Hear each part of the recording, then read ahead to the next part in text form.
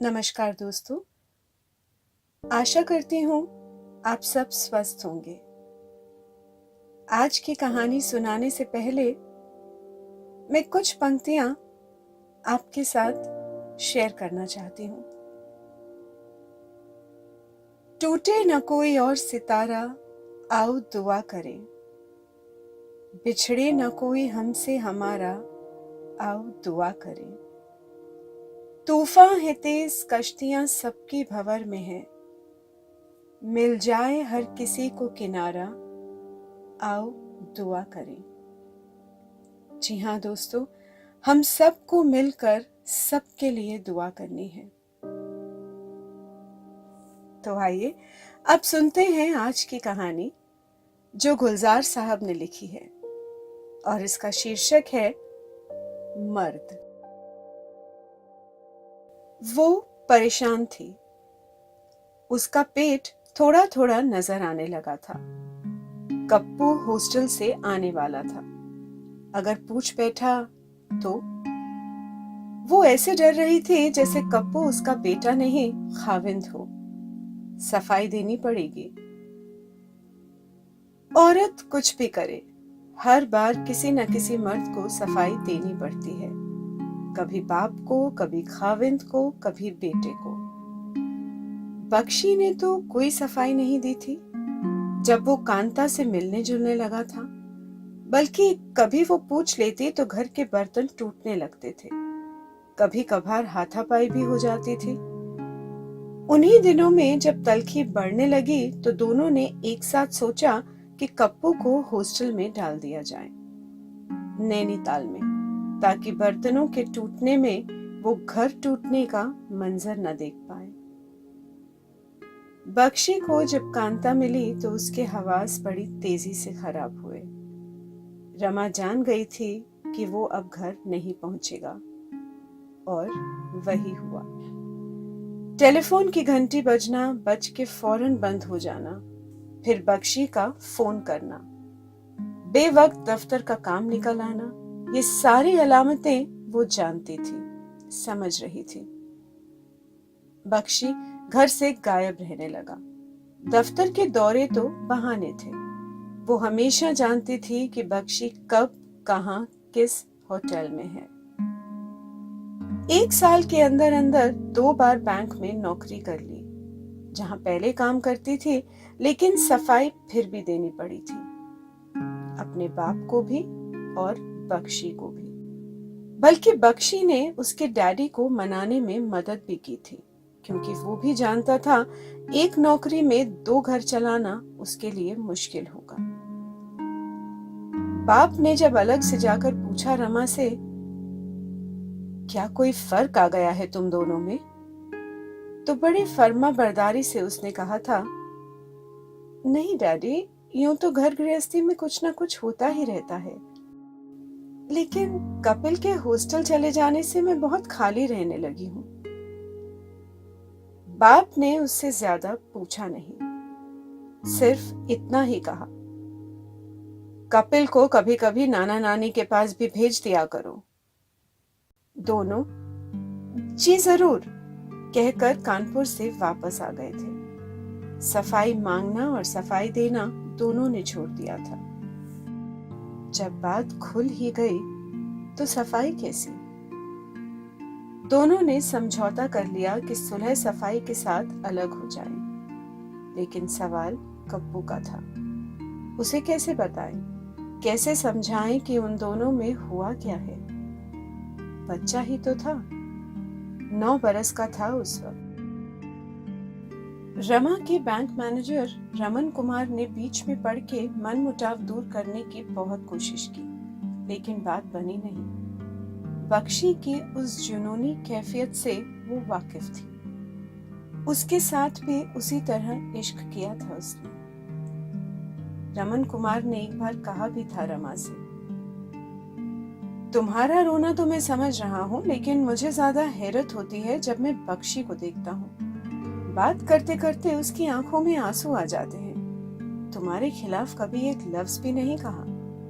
गलती भी महसूस करता है, लेकिन शायद बहुत जज्बाती इंसान है। वो जानती थी बख्शी की ये हरकत गलत तो हो सकती है, लेकिन झूठी नहीं। उसमें बनावट नहीं थी। तलाक के कागजात कचहरी में दाखिल करते करते साल और बीत गया। कभी अलग अलग और कभी एक साथ जाकर वो कप्पू को हॉस्टल में मिलते रहे। छुट्टियों में कभी घुमाने दिल्ली से बाहर ले जाते और कभी ये कि कप्पू रमा के पास आकर रहता और बख्शी दफ्तर के दौरे पर दिल्ली से बाहर चला जाता। कपिल ये तो महसूस कर सकता था कि कहीं कुछ गड़बड़ है, लेकिन उसका जहन सिर्फ इतना ही कह पाया था, पापा पहले की तरह प्यार नहीं करते मुझे, आपको भी। हर पगला दफ्तर के काम में ज्यादा मसरूफ रहते हैं, और क्या। वो नहीं चाहती थी कप्पू की मासूम सोच पर कोई असर पड़े। और फिर मैं भी तो काम करने लगी हूँ बैंक में। जब तलाक हुआ और रमा ने बेटे पर अपना हक मांगा तो बख्शी ने ज्यादा जिद नहीं की, मान गया। वो जानता था कांता की मौजूदगी में वो अपने बेटे को समझा नहीं पाएगा, उसका बुरा असर पड़ेगा उस पर। वो बाकायदा उसे हॉस्टल में मिलने तो जाता रहा, लेकिन उसकी माँ से अलैदगी का कभी जिक्र नहीं किया। कांता भी बहुत दिन नहीं चली, लेकिन उसके बाद न रमा ही चाहती थी कि बख्शी लौट कर आए और न बख्शी ही लौटना चाहता था। जो दरार पड़नी थी वो पड़ चुकी थी, अब उसका भरना नामुमकिन था। और उस साल की छुट्टियों में जब कपिल घर आ रहा था तो बख्शी का तबादला दिल्ली से हजारों मील दूर मद्रास हो चुका था। बख्शी को शायद याद नहीं रहा था और रमा के लिए इस ड्रामे को और कायम रखना मुमकिन नहीं था। उसने फैसला कर लिया था कि कप्पू को सब कुछ बता देगी।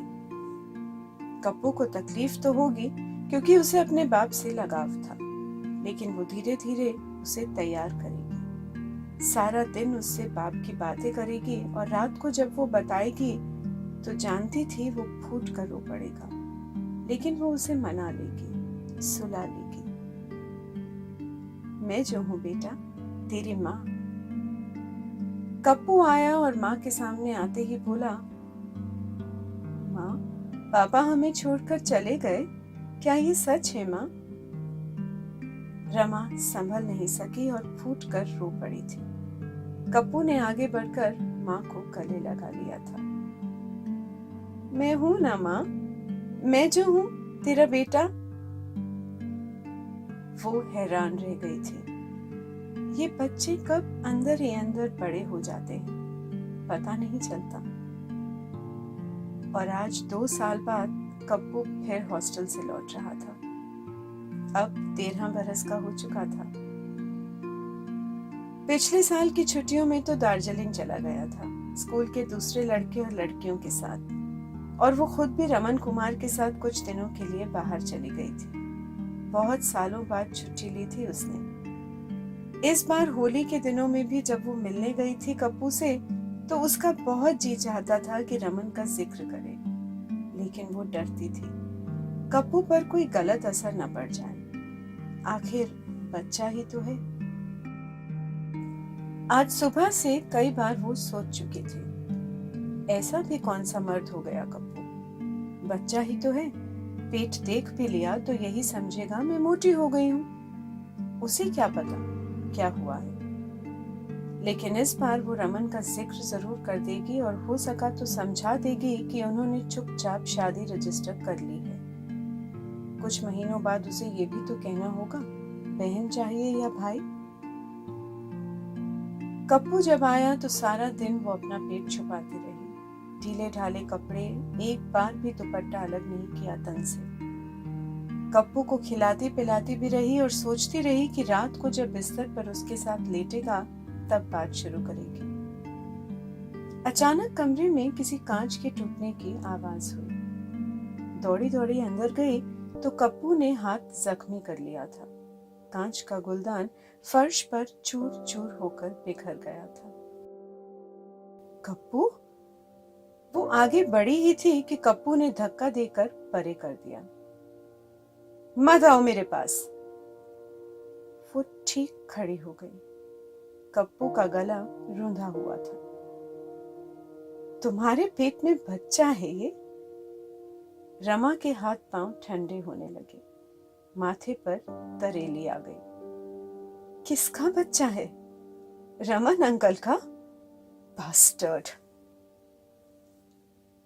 कप्पू की नहीं, उसे पक्षी की आवाज सुनाई दे रही थी। लगा उसका बेटा नहीं, उसका मर्द बोल रहा है।